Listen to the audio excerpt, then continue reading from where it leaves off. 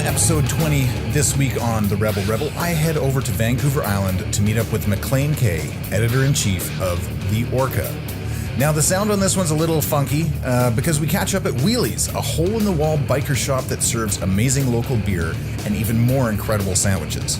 So stick with it, you'll be able to hear everything, but there is a little bit of stuff in the background, and a Harley-Davidson makes an appearance halfway through.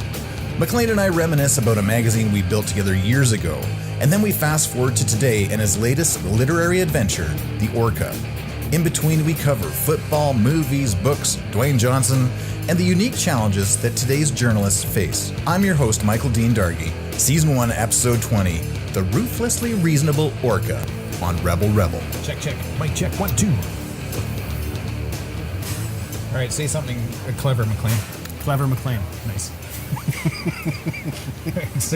I expect that level of wit throughout the entire show. When you can't be wit, be literal. Can't be witty, be damn it. There's your first edit. Right? Oh, no, I don't think I'm going to edit that one out. Tremendous. Yeah. So I'm sitting here, I'm on Vancouver Island, and I'm sitting at Wheelies Motorcycle Shop and Bar? They call it a cafe, but Cafe, it's not. right. It's not. It's like a great little restaurant. Yeah. It's We're not cool. actually eating. We're just drinking. Yeah, we're just drinking, and we're drinking Dark Matter, which apparently is one of the favorite beers of the island, I'm told. And sitting across the table from me is none other than the infamous Maclean Kay. Maclean. That's where you come in and say I was expecting like entrance music or something. Oh, but I'll put that in. This is just merely the latest in a long series of collaborations that you and I have had. That's right. With a bit of a period in between. Yeah. So it's great to actually come out to your world now, because you're an expat from Calgary. I am. Living the island lifestyle. And what was the very first thing that we did together? And that was a ways back in time. Man. I want to say it was Building Calgary. Building Calgary. It was Building Calgary. Yeah. I don't even remember how we ended up connecting with each other. I actually don't remember that at all. Here's what I think. Back in my memory banks, I think that somehow through the glory that is the interwebs, and we're talking back 2000, 2001? No, it wouldn't have been that long Not ago. that early? I want to say 2006, 2005. No, because I was still at Service Intelligence, I think. Really? And I left them at 2005. I was at ATCO in Calgary from 2002 to 2005, and then I did journalism school in 2006. Oh. So it wouldn't have been until after that. Oh, shit. So like Interesting. So when I was teaching at Mount Royal. which is where I was going to school. What? Yeah. Could Oh that my be God. the tie-in? I don't think so though. You were not a student, but you maybe were in the communications faculty. Yeah, I did the certificate, I think it was called, of journalism, where if you had a university degree, which I did and still did, you could skip all the electives and literally just do like the hardcore journalism stuff, which is great because I had no interest in political theory. Well, I did. I just didn't want to pay for it, and totally it was a great program. It was like an intensive year of nothing but like learning how to be a journalist. Yeah. Cool. All right, so I will defer to your timeline because I was doing a million things back in the day. But so we co-founded Building Calgary, which then became the New West. That's right. A very good rebrand. Yeah. Building, and we had an idea to do some kind of like business registry. Yeah. Which that didn't take off, but the magazine part did. Yeah, totally. And it was all local. It was fun. Yeah. That is still to this day one of my very favorite projects. And your listeners who are going to be Googling it and can't find it, I actually Googled it like maybe 2 weeks ago. Oh, yeah?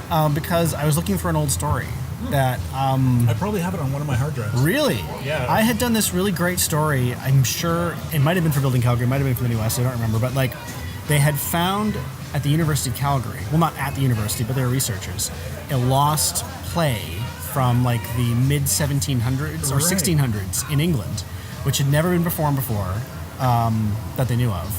And they were performing it. Yeah. And I was this came to mind because I was reading a book about Shakespeare, and I was trying to find the story because I wanted to remember more about it other than exactly what I just said. I'll search the archives when I get back. Please do. I've got like 18 hard drives full of that. So I've kept all of them. Oh, that's amazing. Yeah. And it wasn't a highbrow play. One of the things I do remember was closing with a shot of one of the stage directions, which literally was like one of the characters' farts. Right. It was like really highbrow, Yeah. Jacobean, Hamlet Love it. farts. Breaketh wind. That's what it said. I remember that now. Heareth and breaketh wind. Nice. Oh, that's fantastic. In Calgary, this is the season of Shakespeare in community theater. Is it? Yeah. Yeah. My partner in crime, Jennifer Maclean. The very tastefully named Jennifer Maclean. Yeah. She's in Women playing Hamlet. Oh, that's sweet. Yeah. It's going to be kick-ass and amazing. We're going to go see Rosencrantz and Guildenstern are Dead. I love that. Well, I love the movie. Tom Stoppard play. Yeah, and I certainly hope the play is just as well. And then, oh my God, we're Hammered Hamlet. I've never seen that. And apparently they're actually hammered on stage for 4 nights in a row. Okay, that's tough. Yeah, trying to like pull the script together. So it's interesting. Wow. To pee or not to pee. You wanted wit. It doesn't get any better than that. Yeah, I miss that. I miss that so much. Oh my God. We need to start another magazine. Yeah, we do. Well, as luck would have it, What? that's exactly what I'm doing. See how I wedged that segue in there? That was a really good segue. Yeah, That was a really good segue. Now, what we're building is something called, we're calling it the Orca. Oh, okay. And the Orca is, I'll back up. In BC, we have had an explosion of, they don't call themselves this, but we might call it alternative media. And that basically just means media that's not legacy media, not post-media news. Well, not even that. Not like major legacy newspapers, not global TV, those things. Yeah. I'm talking about online-only media. Okay. And it's done very well here. The Tyee was formed, I'm going to get this wrong, but I want to say something like 12 years ago. Okay. That's close if that's not exactly right. And they've had a lot of imitators. Tyee's won newspaper awards. They're respected. Wow. And since then, there have been sort of, I don't want to say imitators, but sort of faithful adapters of that same model. Yeah. The Vancouver Observer, the National Observer, the Desmog blog, the Narwhal is a new one. And yeah, that one's very new. I'm not as familiar with it, but the one thing... Pointed journalism. Well, they are very pointed with journalism because... Narwhal. Well, they have and it's another very good seg, because they all have... One of these things all these alternate media platforms have is they basically all have the same focus. Yeah. They're, and this is not a criticism, but they're all very left of center. Sure. They're very sort of anti-development. Again, these are not criticisms. These are legitimate points of view. Right, and I don't think that you'd expect anything different being on the left coast. Anyway. Well, yes and no, and that's the thing. There is certainly an element of that here, but this is also the leading economy in Canada, and it's leading not, what, sorry? This is also the leading economy in Canada, and it's not because of saying no all the time. Again, it sounds you like have some opinions on it. well, I do, but one of the problems that we've had here in BC is that alternate media has all pulled very strong in one direction. Some of them are more reasonable than others. Again, Tyee, I hold that up. They're quite reasonable. They try to be fair. Others, less so. The Orca is going to kind of be, I don't want to say the answer because it's not a problem that needs to be solved, but there was a gap in the marketplace for... Centrists. Yeah, centrist is exactly the word I'm looking for. Okay. It's not, we're not angry. We're not, I don't even consider us right-wing. It's, centrist is a good word. Okay. Interested in business, jobs. Business isn't evil. Yeah, business. Across BC, small business for the most part, because that's the overwhelming majority of the jobs in this province. Now, you said that BC is the economic leader? Well, it depends. It's in terms of size, no, of course not. That's Ontario. In terms of growth and things like GDP per capita, it has been BC. Whether that's still true, I'm not entirely sure. Yeah, it used to be my job to know these things. Yeah. But Back when you worked for the man. exactly. The Well, it was man. actually the woman. But yes, I used to have to know these things. I'm not sure if that's true anymore, but even if it's not far off. Yeah, okay, fair enough. And you guys have got a huge burgeoning tech sector here as well on the island, which I found not shocking, but I'm really excited by it. Tech has transformed Victoria. I've lived here now since 2010, and I can see just visually walking around the streets how much the city's changed in the, counting on my fingers, 8 years since I've been here. It's a younger city. It's a more dynamic city. there are some problems that come with that. Victoria's had a baby boom. And services, really? oh yeah, very much so. Wow. And services have sort of lagged to catch up, as they always do. Childcare is freakishly difficult to find in this city, and it's simply there's no plot. It's just that because a lot of the city's gotten younger, there's more kids, there's more families, there's more demand on things like that. Crazy. And so, yeah, it takes. You never would have thought of, really. Oh, I remember all the jokes when we moved here that like, you're not retiring. So why would you move to Victoria? What do they call it? Like newlywed, nearly dead. Yeah. Yeah. And those people are still here, but they're kind of being outvoted, if that makes sense. Outvoted is not true, but overwhelmed. They're very vocal. Yeah. And so it's always been a government town. Victoria secretly is actually an agricultural community, as I've learned coming here. What? Yeah. It's we're surrounded by farmland. It's what everyone's interested in. Everyone talks about it. It's like the weather everywhere else in Canada. It's what everyone talks about. What do you? And this is like a bit of a non sequitur, but with the legalization of marijuana coming up, how is that changing ag here? On the island? Well, I mean, not yet, but I mean, there's a huge debate about this. Well, because there's people that are like really angry that you're going to take away actual growing land, like of food, to have crops of marijuana. Well, and unlike a lot of other provinces, BC has something called the Agricultural Land Reserve, the ALR, and it was set up by an NDP government in the 70s. And basically what it was sort of explicitly the explicitly designated agricultural land would have to stay agricultural land. So, like, a farm will always be a farm. You can change your crop from corn to whatever, but you have to keep growing food. The big debate now is, well, marijuana is a plant. But edibles, man. Yeah, exactly. So, I mean, but these are arguments that people are making right now. And I don't know that it's been resolved yet. Interesting. So I was working at, what the heck was it called? Investors, which is this thing that Alberta, oh my God, I'll come back to that. But Alberta Investment, whatever, I'll figure it out. They did this 4-day thing down in Calgary. They had Guy Kawasaki come and talk. Oh, cool. And I was in the pitch room for 3 days. And they're doing vertical farming in industrial areas in Calgary, and actually all over the world. That this guy's pitch was building vertical farms. So basically, you grow with hydroponics. Instead of growing out, you grow up, which was fascinating to me, which I think would be amazing for the marijuana industry. Well, yeah, I'm not a connoisseur. I'll be happily admit that, but it does seem odd to me that BC has become famous for its marijuana industry. Most of that was grown with hydroponics. Oh yeah. So, is there an overwhelming urge to convert, farmland to growing marijuana? I don't see it. That said, I freely admit I'm not the expert on the subject. Yeah, fair enough. You guys have some great magic mushrooms here too, but that's about cow poop. That's what I've heard. Yes. Anyway, so your new venture is the Orca. Yeah. As yet to be officially named. As yet to be officially named. By the time you are hearing this, I'm hoping it will be official. Orca. Yeah. Something. The Orca. The Orca. The Orca. Yeah, the Orca. So let's dive down into that. So it's a centrist media platform. Yeah. Online. Yep. So you got no print stuff. No interest in printing. Okay. At all. None. What's your role in this adventure? They keep wanting to give me a title, and I keep resisting a title. But the title they're giving me is editor-in-chief. I like that title. I'm kind of running it, but I just like being Maclean.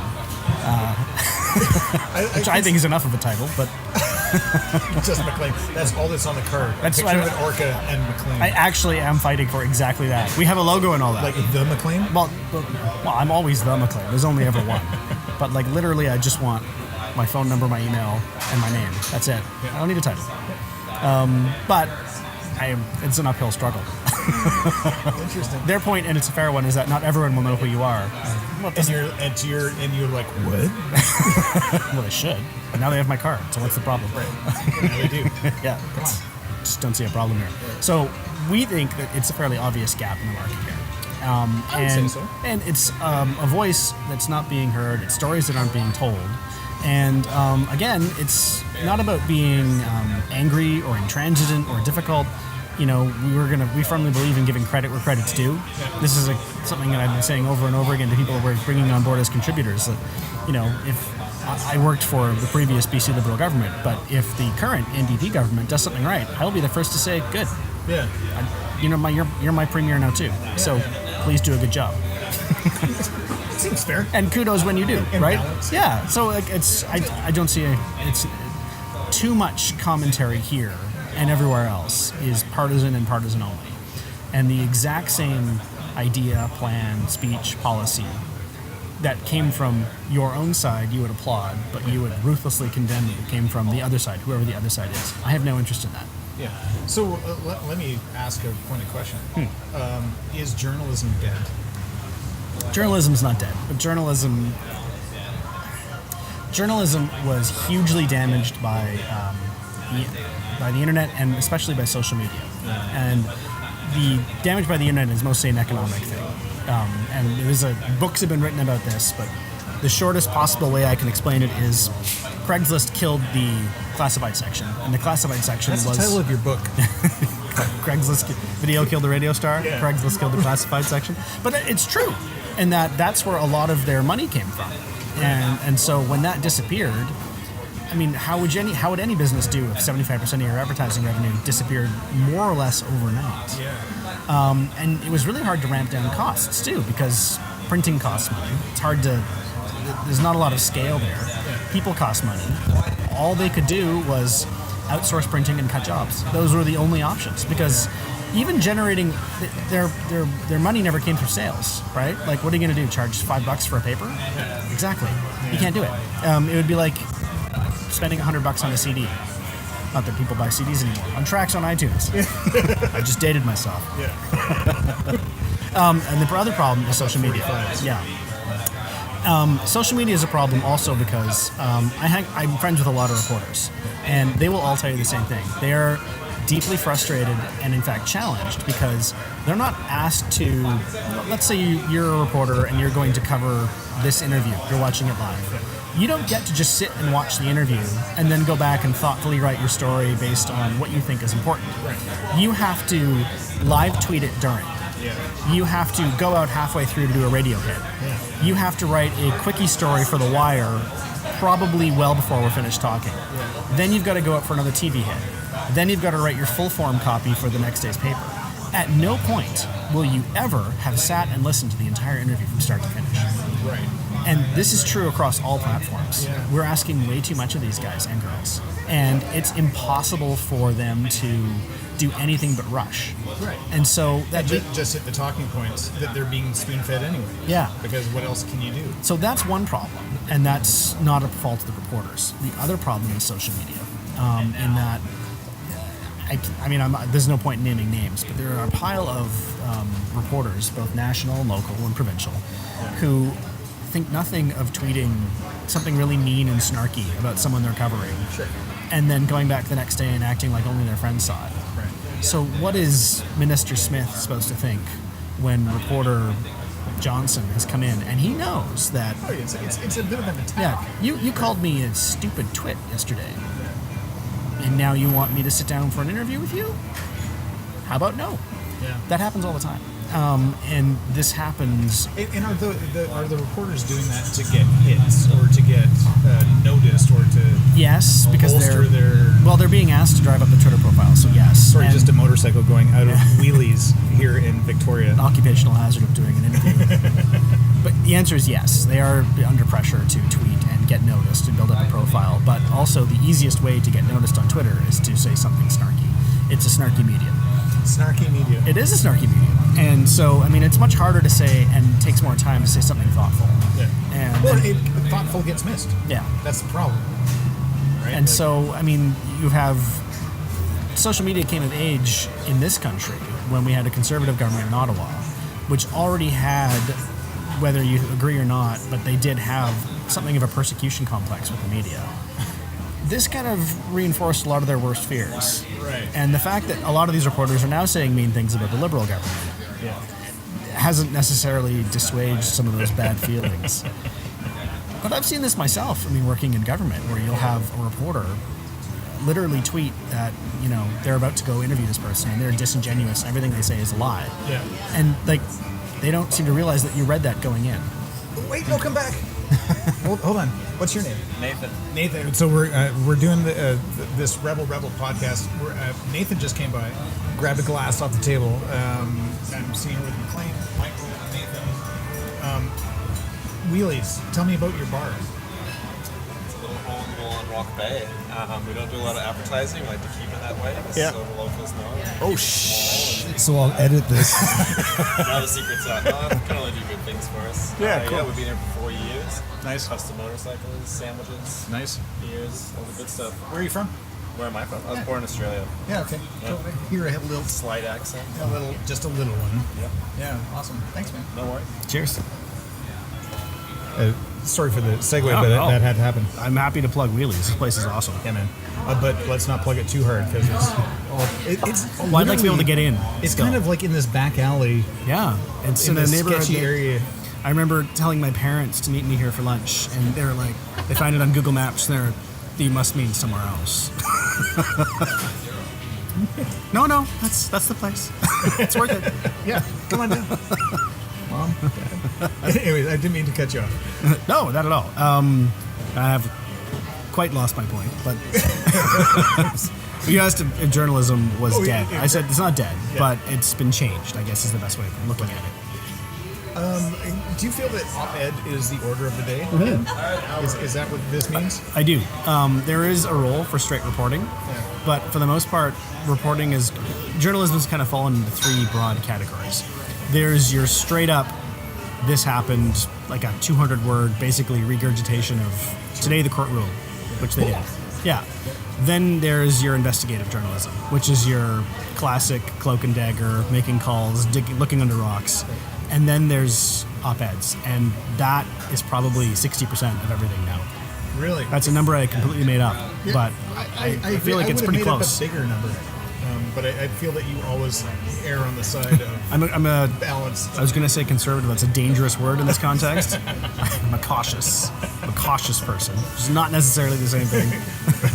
Verbally conservative. Awesome. Later, I'll work in awkward ways to use the words liberal and Democrat. It's a weird world we live in. It is indeed. So when this thing rolls out, Yep. so by the time you hear this podcast, the Orca will be off and away doing its thing. Swimming along. Yeah, yeah. Seal punting. Absolutely. Yeah. Hunting those seals hard. The orca.ca. Come check us out. You won't be Okay. disappointed. Yeah, cool. And we are lining up. You mentioned op-eds. We're lining up. Actually, I'm very proud of this roster we have already built up of commentators. Like, Yeah, cool. familiar names from media, new names you may not have heard of, but also like some people with heft behind their names whose opinions are important because of what they've done. Wow. And I've been really happy with the response. And it's not because of any like genius stroke of mine or anyone else I'm working with. It's that this was an obvious gap in the market. I mean, I wasn't the only one to see it. Yeah. We're just the ones filling it first and best. Awesome. Oh, love it. So there's obviously going to be some imitators hot on your heels. Oh, yeah, absolutely. And that's fine. yeah. In some ways, we're an imitator. I understand that. Yeah. So, is there? Do you have a mantra? Do you have a thing? And maybe you don't want to reveal the secret, but what is it that's going to be different when you start getting that pressure from the outside pushing in on your narrative? I think that we will be just ruthlessly reasonable. Like so much comment and content online is so angry, and comedy is angry these days. Yeah. Right? Like it's comedians are looking for applause, not laughter now. We're gonna go the other way. We're going to be, as I said, we're going to be fair. We're going to give credit where credit's due. Yeah. We will never go after. We'll never be personal. We'll never go after someone's family. My God, no. Yeah. But our goal is to state our case and express our opinions, but still have no qualms with not just looking at that person in the eye the next day, but looking at their spouse, their kids, Right. and not being ashamed, not cringing, right? I have no interest in being. I have no interest in making people angry. I have no interest in tub thumping and pounding on tables. I want to make a point, and God help me, I want to be funny. I'm sure that is different now, and even if other people come and do it better, that's great. But I'm reasonably confident that we will be somewhat unique. Nice. Are you going to be doing any of the writing? Oh yeah, absolutely. Good. Yeah, because I wouldn't not.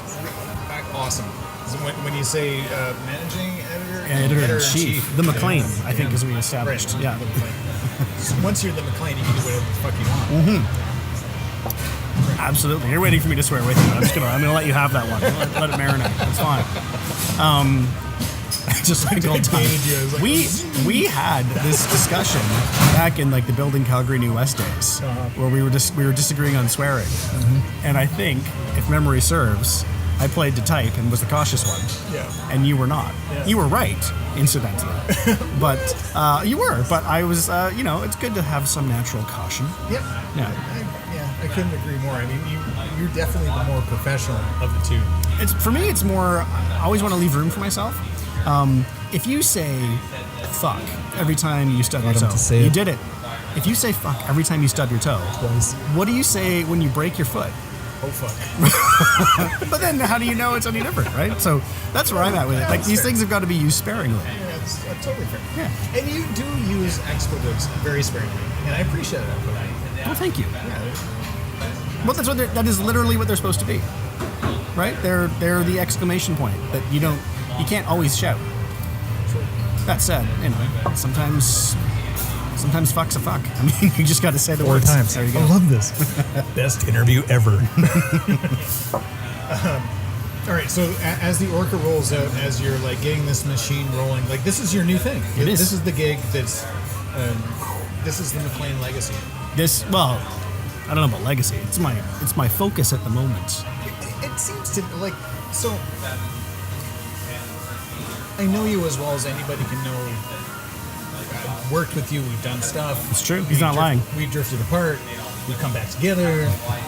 But this is a thing that you can now put your stamp on. Yeah. And it really has got a large The Maclean stamp on it. Well, And I mean, I'm not putting you up on the pedestal. yeah. I'm just saying that, what I love to hear about this is that it's got the Maclean stamp. I think my tone will be one of the more important aspects of the Orca. That said, and this is not me being modest, we're going to have some bigger and frankly more important and, dare I say, better names that will be prominent, that people will get more attention, and they'll deserve every inch of it, and I will happily use it. Awesome. But, this is not going to be like the Maclean Kay show. I think there'll be sort of an understated current that I'll have a part in, but the bigger names are not mine, and that's a good thing. Yeah, no, and I get that. I wasn't trying to, put you out there as it's all Maclean all the time, 24/7. Well, I mean, if it sounds like I'm selling myself short, I think I have done a decent job building up my name here. I've been a featured columnist. Well, I was before I went to work in government, and I have been since. And it's gotten some attention and some hate mail. I want to grab onto that for a second. I got one piece of hate mail. Really? Do you remember that? Like back in the New West days, I wrote this stupid fucking, and it crushed me. What was the piece? Like, man, it was about me being in a restaurant. It was totally like tongue in cheek, super hyperbole. Like Ringing a bell. Yes, this is coming back to me. You were very upset. Oh my god, I was destroyed because I fancied myself a humor columnist and no grounding in reality whatsoever, and this person just fucking destroyed me. And it took me probably 2 years before I started writing again. And I'm trying to remember the sage advice you gave me the week after, because you noticed that I was like not writing anymore. Yes. You'd gone for the hills. Oh my god. So how do you handle hate mail? Man, I mean... Is your skin that thick, or is it just... Yeah, I mean, it is. You can... We call it hate mail. You can tell pretty quick when something is just a hastily written, misspelled screed of those you can bounce off. I have, on occasion, received mail that was... I'll even go so far as to call it angry, but they had a point. I'm not saying they were right and I was wrong, but they expressed themselves clearly, and this is true. If the Times columnist puts my email on the bottom of every column, and you'll be able to reach me at the Orca as well, I respond to every single email, even if it's just thanks for writing. But there's never a time in which I won't at least acknowledge it, even and including when they wish bodily harm on me. I'll CC the police, but but I will respond. And there have been times when, at the very least, I will say, you have a point. Wow. I don't think I'm wrong. Well, that's not true. I think I have been wrong on occasion, but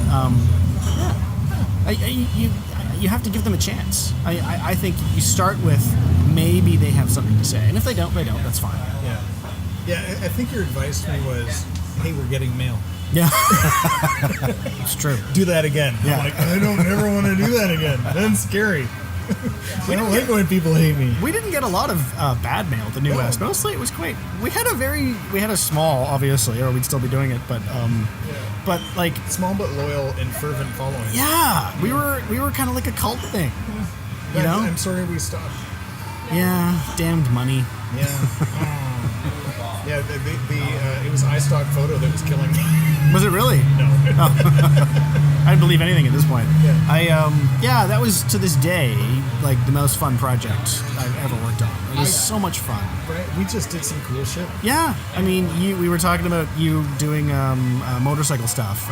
I covered the Canadian Body Art Championships for the New West. That was fun. Oh my god, I remember those pictures. Yeah, I bet you do. And that was interesting. I mean, it sounds like we're leering, and we're not. It was like this fascinating thing. Well, because that was new in the world back then. It was new, and it was happening in Calgary, in like a community center. But these artists were coming from like across North America. Yeah, so it was like legitimately a world competition. And of course, me, cautious conservative Maclean, I go in thinking, okay, just like err on the side of complete respect, and like eyes down. And then literally one of the artists, not one of the artists, one of the models, who is completely naked, is literally tells me like, you're supposed to look. That's the point. That's why I'm here, standing naked, is so that you will look and appreciate the art. So please look at me. Wow. And you're right. You're absolutely right. And then she asked me to take pictures of her because she couldn't see her back. I'm like, I will. Yes, sure. If that makes you happy. You can't see this, but Maclean is blushing right now. It was a good story. Oh yeah, so many good stories. Damn. So as this launches, I mean, this is we will not be covering the Body Art Championships in America. I know, unfortunately. Well, they're in Calgary, so.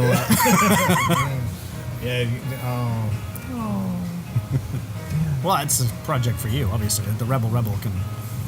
That's not kind of our mandate at the RebelRebel. You can expand your mandate for the Body Art Championships, I would think, but that's fine. You're right. I'm rebellious enough to do it. Thank you, Maclean. I give you my blessing. Oh, nice. I just knighted him. You can't see that, but I did. It's perfect. I was down on one knee. You weren't. That's weird, but. Oh my god. Anyway, no, the Orca will be focused on BC business, politics, and history, actually.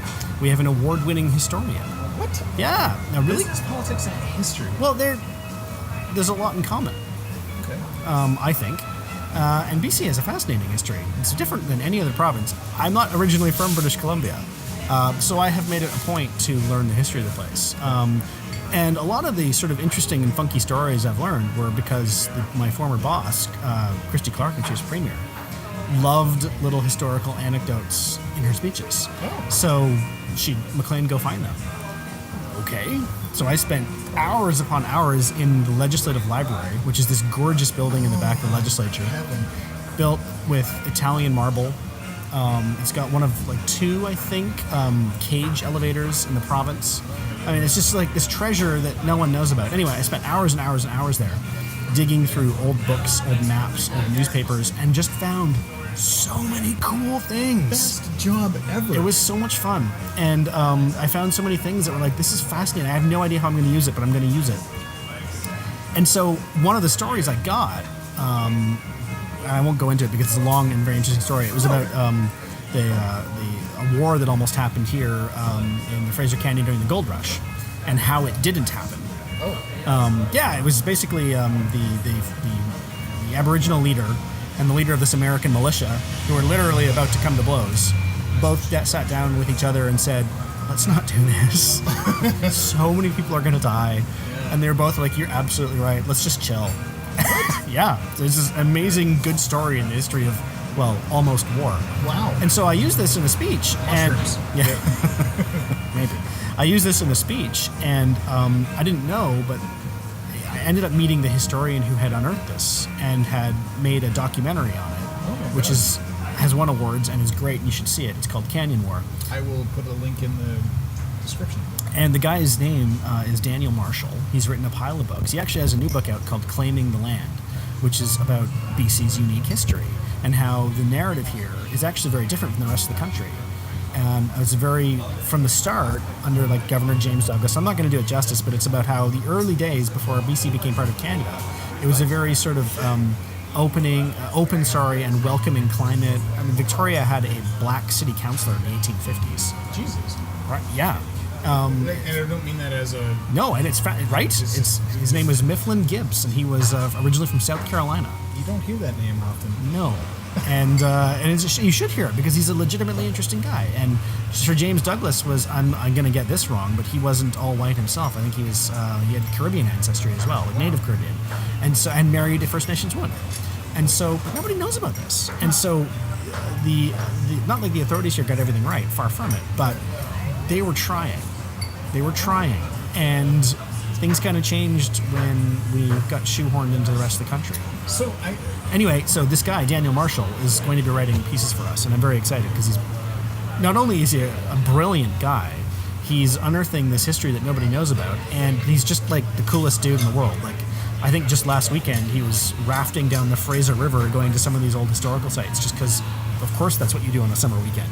Oh my God. Right. So we're writing about history, and Daniel's going to write about it. Oh my God, I love it. I don't want this to... I don't want this to sound trite. Okay. But is BC then a distinct society? Yes, absolutely it is. Absolutely it is. That's one thing I've come to learn as I've been out here. This is a different place, a different vibe. Yeah. And it's not just, well, you're on the island or you're in Vancouver. The whole province is quite different. Yeah, distinct is not better or worse. Yeah. It's just different. No, I know. And that's why I bring it up and I couched it with, I don't want to... I think being from Alberta, I get a little bit of... Absolutely, it's a loaded phrase. In my mouth. Yeah, it is. Phrase. It's perfectly fair. Yeah. But if we remove all that context, which is difficult to do, lose your baggage, Darky. But it really is. It's a different place out here. Yeah, cool. I'm still learning and discovering it. I'm still unearthing little things. And my wife Melissa, and I will refer to it as adding another piece of the puzzle. We talk about it all the time. Really? And it's just you see things.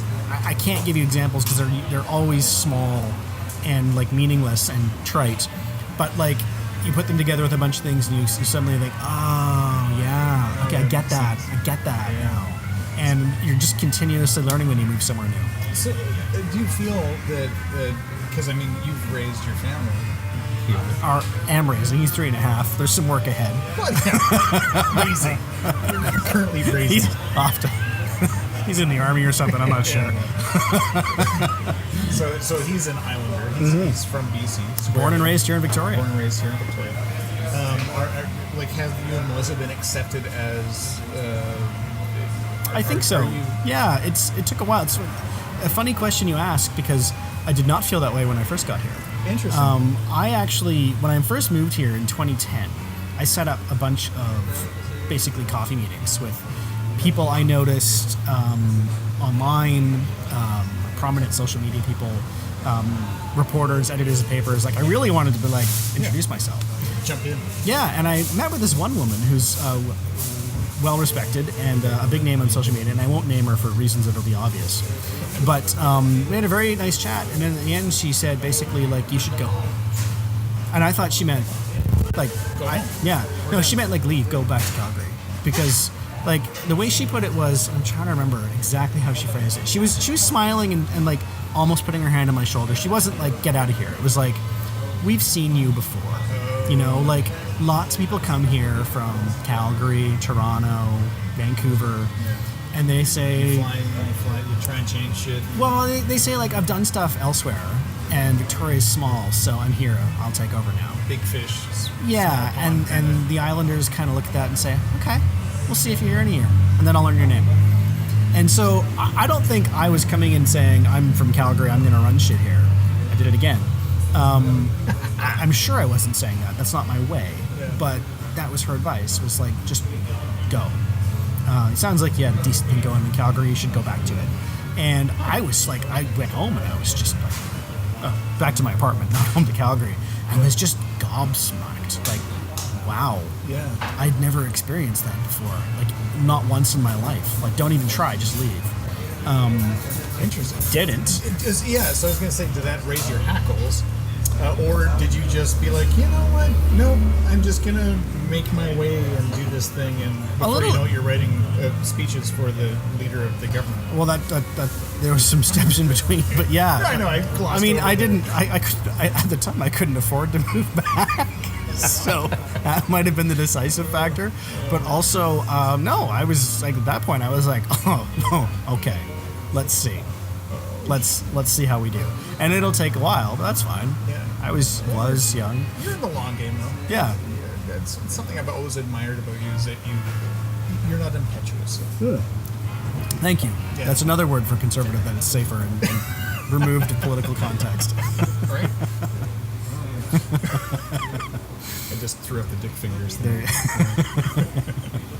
Awesome. All right. As we wind down the official part of this, what's on your bookshelf right now? Oh man, what is on my bookshelf right now? I just finished. I read a lot. Yeah. Too much, really. I just finished. No such thing. I just finished a book called The Storm Before the Storm by a guy named Mike Duncan, who I got to know from his podcast. I mentioned I'm a history nerd. His podcast is The History of Rome. All of your readers, listeners, just turn the channel. Anyway, he's talking about the generation before all the people you've heard of, Julius Caesar, Mark Antony. Yeah. The generation before that was much worse and more destructive and vicious and violent and bloodthirsty and terrible, but nobody knows about it. So he's just sort of telling that story about how the Republic really started to fall apart.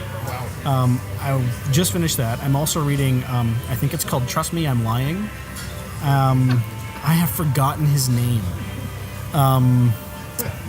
That's going to drive me crazy. I'll put it in the description, or I can Google Ryan it. Holiday. Oh, good Ryan one. Holiday is his name. He used to be the marketing director for American Apparel. Yeah. And he did like communications for that guy Tucker Max, and his book is, I haven't finished it yet, so I don't know the conclusion, but it's basically about like manipulating the media through blogs and how if you plant a story in one place, it's very easy to get it to trade up the chain. And he also has a lot of very sort of, I think, salient criticisms of modern media and some of the things we talked about at the beginning, and just this like, you have to be first, you have to be fast. It doesn't matter if it's right. Get it out there. The world he describes is a little more ruthless and cynical and terrible than the one I'm used to, but he's not wrong either. Yeah. So I'm going to jump on that for a second. Yeah. I ended up, I'm curious about stuff. So I ended up seeing all these things about growth hacking, which is a thing. Yeah. So there's this guy that's like the growth hack expert. So I end up buying like a growth hack kit. Sounds like steroids. You're on anabolics. A little bit like that. Dargie's on the juice. On the juice. Juicing it up. So here's what I know about growth hacking, is that it's actually just lying. So, no, it like legitimately, it is lying. Is there a wow? Rebranding lying as something else is like That's a master stroke. That's Jedi level stuff there. Well, Sith level stuff, I And guess. But so when people are saying, "Well, you're gonna growth hack that," I'm just like, "Cool." So you're gonna lie. All right. So now I know what we're doing. Anyway, I just thought I'd throw that out there because it's like one of those weird little things that happens Totally. in the world. What's on your bookshelf? Oh my God, John D. McDonald. John D. McDonald. John D. McDonald. John A. McDonald is in all the news here, as you know.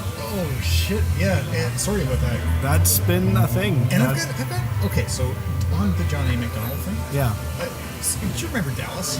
Yeah. All right, so Dallas and I are having a conversation because the Langevin Bridge in Calgary recently got renamed the Reclamation Bridge. Reconciliation. Or Reconciliation. I read about that.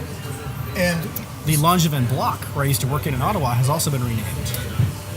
I don't think it got a cool name. I think they literally just call it like the Prime Minister's building. right. So and I get why they're doing it. Yeah.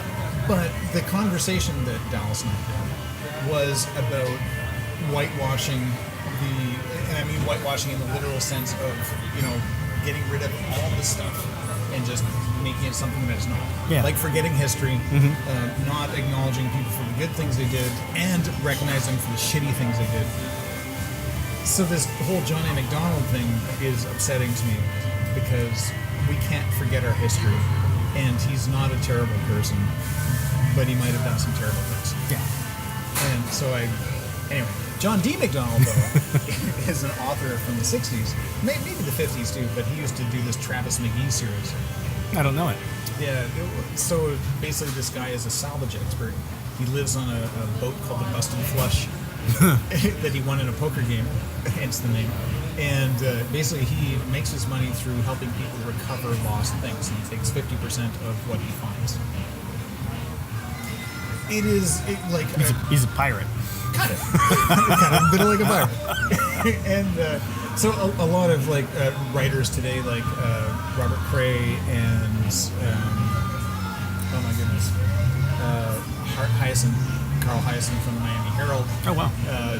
They basically model some of their stuff after it. Not so misogynistic. Probably an improvement then. Yeah, but always best to avoid that. The idea of Reacher, Lee Child. Oh yeah. Kind of the same model, right? So I've decided that it's time for me to get serious about writing a great Canadian novel. So I'm going back to my roots. And so my mom used to have the best bookshelf in the world. And I would just read through everything she had on the shelf. And she had an entire shelf devoted to John D. MacDonald. Wow. When I was young and impressionable, I read through them all. And so I'm kicking it back. So that's what's on my shelf is pure fiction. And, I want to find out what makes us, tick and why things work and why they don't work. Do you remember my idea? I'm sure it was my idea, but I'm sure we talked about it as well. My idea for the great Calgary screenplay. Oh my God, yes. Keep talking. In 2004, Yeah. the Flames Stanley Cup run on the Red Mile. Yeah. The entire city is dressed the same. Literally, everyone's wearing the same Jerome McGinley jersey and jeans. Okay, and Perfect time for a crime. Exactly, right? And the police are busy. Yeah. They're tending traffic, and the roads are closed. Yeah. Can you think of a better setup for a bank heist?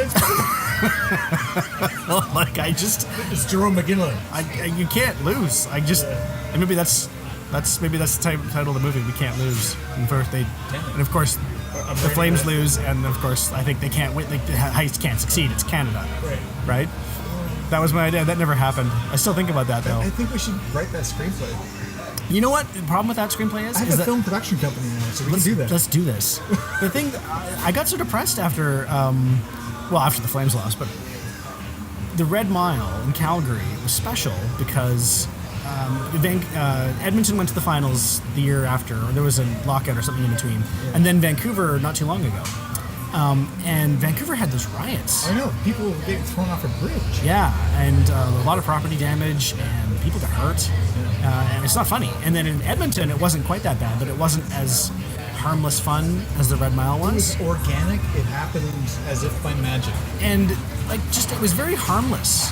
And you heard stories of people passing out drinking, which is, I guess, not harmless, but waking up with their wallet still in their pocket, right? And it was kind of heartwarming. Yeah. And then, especially here, the riots in Vancouver, that was jarring. Yeah. That was just so... Not Vancouver. No. Where did that come from? Well, yeah. And people have a hard time, still to this day, sort of reconciling that with the Vancouver they see every day. And yeah. So some of that, innocent fun, and also that, at the time, this unexpected joy of a Canadian team almost reaching the top. Well, in Calgary. Yeah. We had that great, was it 87? 89 we won. 89. We lost in 86, won in 89. It's like you know some stuff. Yeah, okay, so the heist movie, it's on. Okay, we're doing this. Yeah, we got to do this. Yeah. It has to happen. And it's got to be a ragtag group of misfits. Well, and they can't be pros. And the plan, the part that I thought was great was like the Red Mile didn't, like, it wasn't planned. No, it came together organically. Right. So it just happened. So we need to create another perfect circumstance inside that perfect circumstance. Because if you'll remember, like, it all sounds inevitable now, but if you remember, wow, are we off topic? But if you remember, like, the Flames were never favored in any of the series. Yeah. So it was always going to be over the next day, which is part of the magic of the Red Mile, because every party, every night, like, it's the end of the world. So you didn't have time to plan this long bank heist. It all had to happen extremely fast. Yeah. I mean, and even just the Red Mile itself, it would be like 2 series deep before anyone would realize, oh my God, everyone's dressed the same and the police are stopped. Yeah. So to me, it's this like bunch of ordinary people coming together with this. Disperse into the crowd. Yeah, but the plan had to happen in like a 48-hour window. Yeah. And so that is like the magic of the story. Like, it's not like the Italian Job or any of those heist movies. Like, We're going to have to write this before this podcast comes out. Okay, it's my next side. done. project. TM. It does sound like fun. Yeah, trademarked. Stay away. Back off. Leave it alone. Walk away. It's island time now. Terrible idea. Hate it. I love it. Oh, I thought it was great. It's terrific. I regret not writing that, actually. Well, it's never too late, man. It's true. Yeah, let's do that shit. That was 14 years ago. Well, okay, so Kieran, the attorney, Yes. turning 24 I refuse to accept this. next week. That's... He was 10. I remember. His brother was 12 during the Red Mile, and I took them down. We walked the Red Mile together. That I will. I mean, I often get asked, "Do I miss Calgary?" And the answer is, of course, I miss Calgary. I love Victoria. I love it so much. I don't ever want to leave, Yeah. and this has become home. There are things about Calgary I miss, and one of the things I miss is the city that has no problem throwing these massive parties, and it all kind of goes off without a hitch, and nobody fights or gets hurt, or like the Red Mile really only could happen in Calgary, and that's special. And I don't think enough people appreciate that. We can't have a Red Mile in Victoria for a collection of reasons, one of which is we don't have a hockey team. But I mean, I do like absolutely. I'm head over heels in love with the city, and I don't ever want to leave. Yeah. But that is a thing about Calgary that people should feel good about. Yeah. Kieran, what was... Oh, it must have been Canada Day. So Kieran was down at the Inner Harbor. Yeah. So were we. Oh, okay. And there's like an orchestra. Yeah. And so he's there with his girlfriend Leia, and he Skypes me in and watched the so we're hearing the... Oh, it was BC Day. So they had the Symphony Splash. Yeah. It's really cool. Oh my God. So Yeah. I'm like looking at his feet. So it's like they're sitting somewhere in the Inner Harbor, and she's tucked into his arm and watching his feet go back and forth with the symphony and then the fireworks. And Victoria, man. It's just... you guys do it right. Yeah. Yeah. That kind of stuff here is... Yeah, and we were talking about things I like about Calgary. The thing I love about Victoria is that, I mean, right now we are drinking Hoyne Dark Matter. Hoyne Brewery is literally... I'm pointing behind me and to the left. I'm going to a say block that's that way. Northwest. Yeah, it's literally a block. Yeah. There's another brewery next to it. And it's not just that Victoria has great breweries. That's not what I'm talking about. But one of the things that I would have liked to improve about Calgary is that, for instance, you go to a Flames game or a Stampeders game or Stampede, Yeah. you're drinking Bud. Yeah. That's ridiculous. We have a huge amount of microbrews. You do, but you don't. The people in Calgary don't demand always having a local option. And to me, that's a problem. In Victoria, it is inconceivable to open a business that serves, for example, beer, and not have probably exclusively local stuff. I shouldn't say exclusively, but I can't imagine running a bar here and like having like Blue and Canadian on tap. Right. You'd last a week because people demand local stuff, and it's not just beer; it's food. People want to know, you know, if the jam on your toast was made across the street. That's a huge selling point here. Yeah. I think part of it is being on an island, but it's also just wanting to try good stuff. And as I say, it's an agricultural community. Yeah. Well, and so as you know, I was talking with Tony from Abigo earlier, and we talked a lot about food is life. Yeah. And we forget that in this crazy culture. Maybe, and you guys haven't. So I should say that Vancouver Island, BC, I don't think has forgotten that because it's such a big part of your world. I think about my life in Calgary, and it's easy to forget that food is an actual thing that you need to care about because we just slam through a drive-through, jam it down our throat while we're in rush hour traffic going to our next meeting. Or even just piling it into your basket at Safeway. Yeah. Right? It's, Yeah, and then if it gets rotten at the end of the week, fucking throw it out, do it again. Yeah. So, yeah, man. Love this place. I come back. Okay, cool. Ian, what's he into movie-wise? Ian is deeply into Power Rangers at the moment. Shut up, the really? 93. He What? He came home from preschool. This is just like 3 weeks old now, and asked his mother what Power Rangers is. And Melissa was like, you could see her like, seriously? Because I guess she went through a big Power Rangers phase when she was a kid. And she's like, well, we can watch it right now. Could I love her anymore? Best mom ever. Right? And so like he like a duck to water. Like he jumps up and down watching it, and he like does the fights, and Oh my god. like he thinks it's the greatest. It's just nonstop cheesy action, which is what he loves. Yeah. And it's not Paw Patrol, so I love it. Now, you're a huge wrestling fan, if I remember correctly. That has not changed. So, do you feel that Ian's going to go that way with the cheesy action? He's watched wrestling with me. He likes it actually. Yeah? But I mean, yeah, it's nothing compared to Power Rangers. What is? But What could compare? who knows? I have this conversation with Melissa all the time. I don't care what he's interested in as long as he likes it and does it. And, Yeah. You know what I mean? Like, CFL or NFL? oh man, I love both. Yeah, I'm a Broncos guy, I'm a Stampeders guy. Okay. The love for the CFL is probably a little more sort of personal, but only because I grew up literally alongside it. What do you like the most about American football? Canadian/American football. Like, not British football.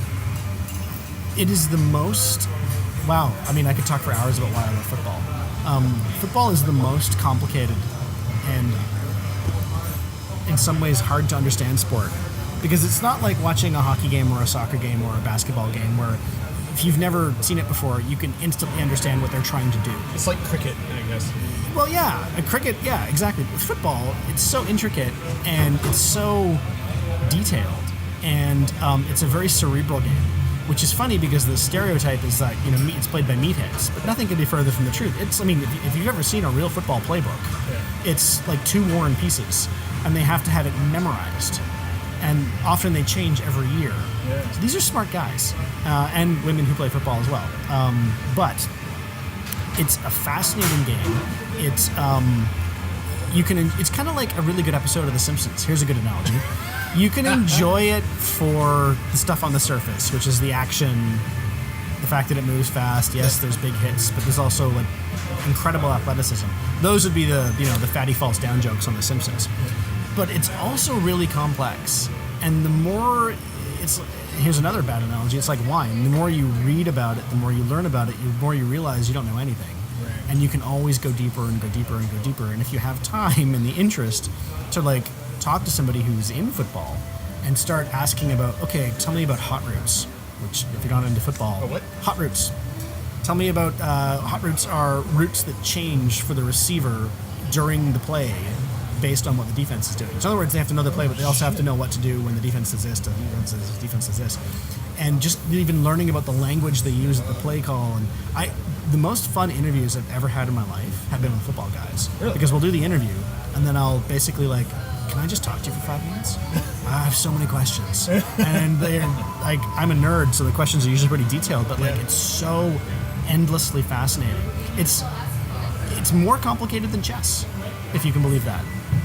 Almost exponentially. I do believe it because I dismiss it, but it's a little bit like watching a battlefield. Yeah. Right? The advance and Absolutely. retreat and, Yeah. And I don't think we give it enough credit. I don't think we do either. And I'm just endlessly fascinated by it. I was the guy who would go home instead of hanging out with my friends on a Friday night to watch Hamilton and Saskatchewan because I'll have more fun. Oh, shit. I love it, and I still do. Were you in town when Dwayne Johnson was trying out? I think I might have been in university. Yeah, okay. But yeah, no, I'm the world's most famous former Calgary Stampeder. Yeah. And give me your thoughts on his movies right now. He just got listed as 124 million a year. Really? I love The Rock. Dwayne Johnson. He's so likable. He's a former Stampeder. We just watched his Jumanji movie. So good. It's so funny. Yeah. It's so funny. And he is this.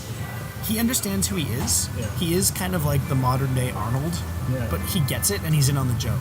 I guess Arnold was too. And yeah, but you could see it on The Rock. I guess I find him a little more palatable. Yeah, that's a good way of putting it. Yeah. I like him. I find him likable. He is a huge CFL fan, and he's never stopped thanking the then Stampeders coach, now BC Lions coach, Wally Buono. Yeah. He posted something on Instagram like literally last week where he was standing in his house, Dwayne Johnson was, watching the Lions-Eskimos game. Yeah. And he was standing in front of the TV saying, I'm at home, I'm watching a CFL game, and this is where I got my start. And then Coach Buono came on and was like, this man right here, I'm so grateful for. He was a mentor. He gave me my first break. He gave me great advice, and like he's been saying this for years about how much he credits Wally Buono. He's only with the Stamps for like 3 months. Yeah. So Jen and I have got a list of movies that we need to watch. Okay. And just to give you some context here, like on that is Das Boot. Yeah. Okay. Good movie. Yeah. Haven't seen it. Like I literally haven't seen it yet. It's pulled out. And we have a line item that says anything by The Rock. You can skip the Tooth Fairy. That one's safe to skip. But I've seen it. I'm glad I did. wow, I would like to see this list. Yeah, it's a good list and it keeps growing. But the anything by The Rock line item is Excellent. Yeah, can't do any wrong. This has been amazing. Thanks. We're an hour in, which is just goes like that. It does. We'll do this again. Maclean, thanks so much for joining me on the RebelRebel podcast. It's a pleasure to be on the RebelRebel podcast. Like that can be the tagline. Right? It's like doing the radio. You're listening to the RebelRebel podcast. That's right. Live in Victoria at the Wheelies Biker Bar and Cafe.